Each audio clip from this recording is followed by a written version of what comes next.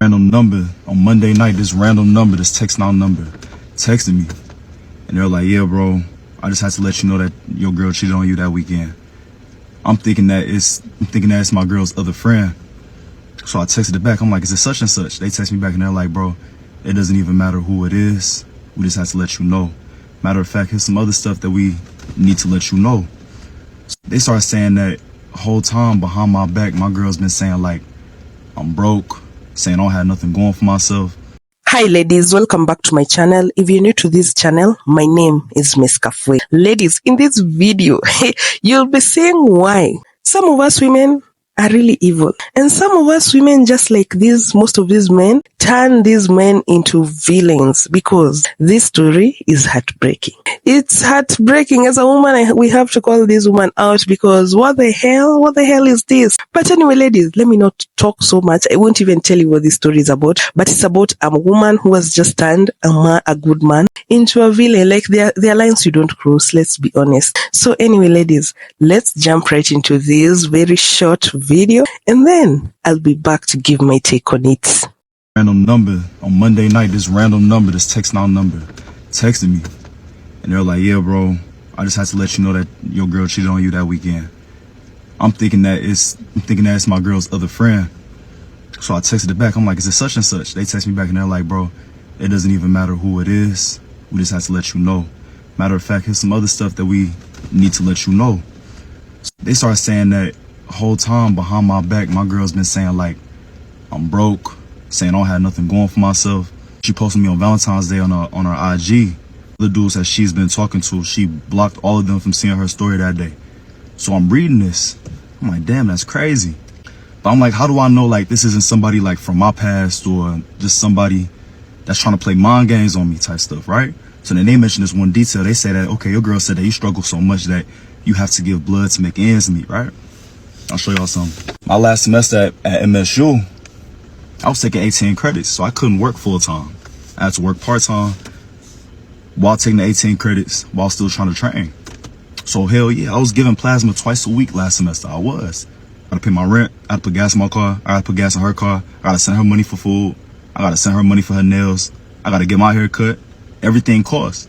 When they say that, the only person in my life who knew that I was giving plasma at one point in my life is my ex.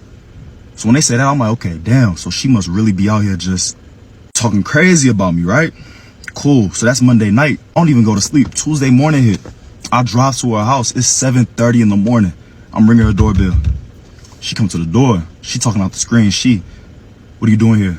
I got her an iPad for her birthday. I'm like, let me get my iPad back. She was like, okay, I'll give it back to you, but not right now. You need to leave. You can't be here right now. I'm like, I'm not leaving until you give me this iPad. Her dad walks up to the door. He looking through the screen. He's like, who's this? What's going on? I explained to him, I'm like, yo, like, I gave your daughter an iPad and I'm just here to get it back. So her mom walks up to the door too. Shut the door. Both of her parents walk out the door. My ex, she gets to calling her friend that went to ATL with her. She's FaceTiming her. She's showing that like I'm at the house type shit, right? So her friend pulls up. She starts pointing her finger in my face like, you have some nerve. You got some audacity being up here. All the times you betrayed her. All the times you lied to her. This, that, and the third. I put my hand in her face. I'm not even paying her no mind. Again, I go back to talking to my ex's dad. I'm like, listen, I'm just here to get the iPad back. Both of her parents are saying that, oh, well, since you got her the gift, she should keep the gift regardless of what y'all got going on. I'm like, look, either y'all can give me the iPad or y'all can give me $700, but I'm leaving here with something. Mind you, I'm showing him the receipt for the iPad. I'm showing him my ID. He sees my full name. He was like, say your name. I say my full name. He was like, what's your dad's name? I say my dad's full name. He was like, do you have an uncle that stays in Atlanta? I'm like, yeah, his name is Uncle such and such. His eyes widen. He's like, I knew your daddy and your uncle from back in the day. He starts asking me, do you know this person? Do you know that person? Do you know this person? I'm like, bro, I grew up with my mom. I spent most of my time in Chicago with my mom. I only spent a couple of years with my dad. I don't know who you're talking about right now. Can I get my iPad? He's like, okay, I understand. Him and his wife trying to invite me inside. I'm not going. My ex, she not going for that either. He was like, where's your dad at right now? I just look at him. My dad passed away 2019. He had a stroke. So he grabs my hand. He's like, I'm sorry that happened to you. Would you believe my ex? I've been with this girl over a year. In that very moment, she rolled her eyes and said, don't feel no sympathy for him. Your dad is asking me where my dad is. I say my dad is not here no more. He's saying I'm sorry for you. For you to roll your eyes and say, don't feel sympathy for him in this moment. Don't feel sympathy for me over an iPad. Because I pulled up to your house early in the morning to get my iPad back. Because you behind my back saying I'm broke, right? Okay, cool. Let me get my iPad back. Now it's, don't feel no sympathy for him. Who cares? Who cares that his dad is dead? To my face, I look at her. I look at her dad. I look at her mom. I look at her friend. Her friend's on the phone with my ex's oldest sister. They talking about me. I'm like, these aren't even good people. I look back to her dad. I'm like, you know what, sir? Don't even worry about it. It's fine. It's cool. You guys can have it. He's like, no, but the wedding, after we come back from the wedding, why don't you come back? We'll invite you back and we'll talk about it. I'm like, there's nothing to talk about, sir. Matter of fact, I'm sorry about everything. You guys had an iPad. Have a good one. And I walk off. If I wasn't in my right mind, as soon as she said, do you understand what I could have done in that moment? If I wasn't in my right mind, I was off. She's right there. She's in arm's reach. Do you understand what I could have done right there, dead in front of her house, in front of her parents? What I could have done. Now, I'd be dead wrong if I still went to her sister's wedding tomorrow and I crashed that whole thing, right? I'd be the worst dude on earth if I did that, right?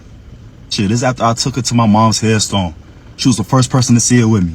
This is after I took her to my dad's headstone. One time we was in the back seat.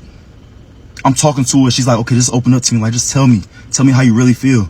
I'm telling her like, yo, I have this deep sense of sadness because no matter what I do, no matter what I accomplish for the rest of my life, my parents will never see it. I graduated high school. I started driving. My mom didn't get to see it. I walked the stage, Michigan State, cap and gown. Graduated. After I got kicked out of there for 2 years, I still graduated. Neither of my parents were there to see it. My dad loved boxing. He loved fighting, bro. I've been boxing for 3 years. I'm a 2-time state Golden Glove champion. My dad will never see me fight. If I turn pro, he's never gonna see me as a pro fighter. You know that. I told you that. I was damn near about to start crying telling you that shit. Just for you to turn around and say, don't feel sympathy for him over an iPad. Okay. Over an iPad, right? So let this be a lesson, y'all. I saw the signs early. Within like the first month of me talking to her, I saw the signs. I was hard-headed. I'm like, I can fix this person. I can change this person. I can grow with this person. And my body was telling me. Before I met her, it was nothing for me to wake up early in the morning, run 5, 6, 7 miles, go to class, go to work, come back, train again, go spar, 7, 8 rounds. No problem. I would do that 6 days a week. I started laying with her. Now for me to wake up, bro, it's hard. For me to wake up before 7, it's hard. For me to go out and run 5 miles, it's hard. For me to spar more than 3 rounds, it's hard, bro. It's draining me of my life force energy, bro. I felt it. But I'm like, let me hold on to this person. I'll figure it out myself. No. She's cursing me behind my back. She's saying I'm not going to be nothing. She's saying I'm broke behind my back. She's putting that on my spirit. I'm exchanging energy with her, and that's what she's saying behind my back. Rather than for her to be praying for me. Rather than for her to be speaking life into me. Ladies, if there's one thing I've learned and I've heard, is the importance of appreciating your man when he tries. There's nothing like a trying man. Your man might not have everything, but if you know, trust me, you always know, he means well, he's putting in the effort. He's a really good man. He might not have everything going for him. He might not have what. But this man really loves you. He treats you right. He really tries to get you those things. Me, if a man even sold blood to get me an iPad, that will really, I don't think that's healthy. I don't think I want material things that much, let's be honest. I'm not that type of a woman.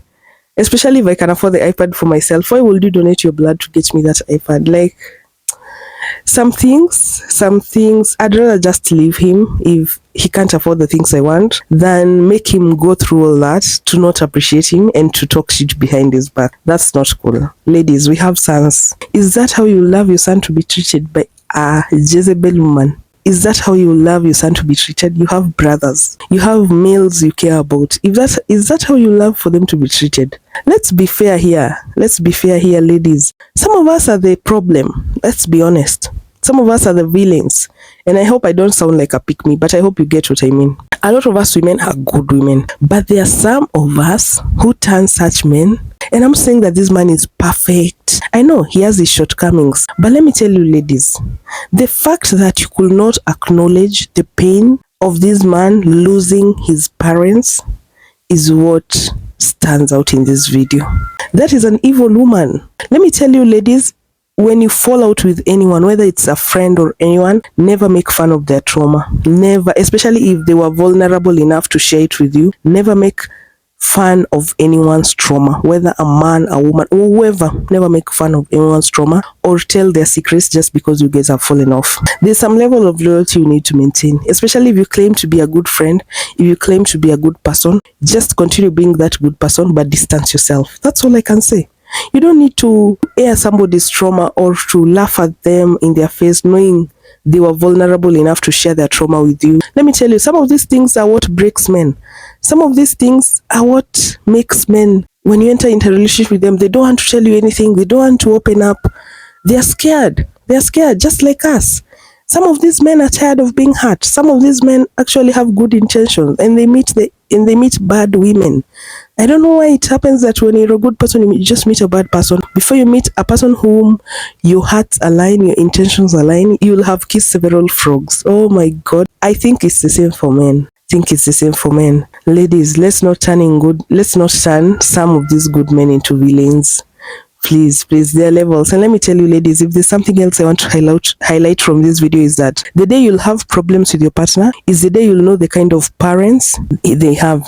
Is the day you know the kind of family you married into or you are dating.